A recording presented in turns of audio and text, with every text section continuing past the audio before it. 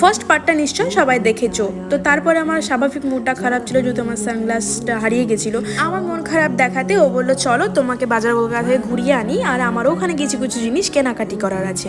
তো আমরা চলে গেছিলাম বাজার কলকাতায়, ওখানেও নীল কিছু কিছু জামা কাপড় কিনে নেওয়ার পরে ওর পছন্দ হয়েছিল আমার জন্য এই জ্যাকেটটা।